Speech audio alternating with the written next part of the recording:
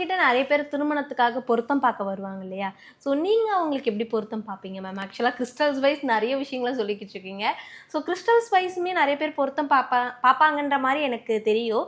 So ஆனா நீங்க எத வச்சு முதல்ல பார்ப்பீங்க மேம்? நான் பார்க்குறது வந்து இந்த 10 பொருத்தம் 12 பொருத்தம் வந்து ஒரு பேஸாக வச்சுப்பேன். அதை மட்டுமே நான் வந்து 10 பொருத்தம் அப்படின்னா நான் பார்த்துட மாட்டேன். இது இல்லாமல் ஜாதக கட்டம் பார்ப்பேன். ஜாதக கட்டத்தில் ராகு கேது தோஷம்னு சில பேர் சொல்லுவாங்க, நாகதோஷம்னு சொல்லிட்டு 2ல் 1ல் 2ல் ராகு கேது இருந்தால் அவங்களுக்கெல்லாம் 7 8ல் அதே போல் மாறி இருக்கும். ராகு இருந்தால் கேது, கேது இருந்தால் ராகு. இதே போல் ஒரு அமைப்பை வந்து சேர்த்தணும்பாங்க. நான் இந்த இடத்துல ஒரு முறைனா நான் சொல்லுவேன், எனக்கு வந்து அது ஒத்து வராதும்பேன். ஏன்னா நான் பார்த்த வரைக்கும் 2ஆம் இடத்துல ராகுவோ கேதுவோ இருக்குன்னு வச்சுக்கோங்களேன், அவங்களுக்கு வாக்குஸ்தானம். அப்போது ஒரு ஏதாவது ஒரு அதீதமாக வார்த்தைகள் வந்து விழும்.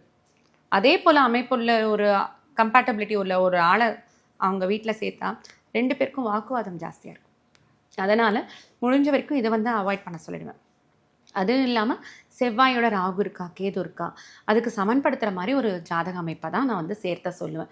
ஸோ கட்டங்களை பார்த்து 7ல் களத்திரத்தில் வந்து திதிசூன்யமாக பாதிச்சிருந்ததுன்னா அடுத்த பார்க்கக்கூடிய அந்த பொருத்தம் பார்க்கக்கூடிய ஜாதகத்தில் அது வந்து சுத்தமாக இருக்கணும்.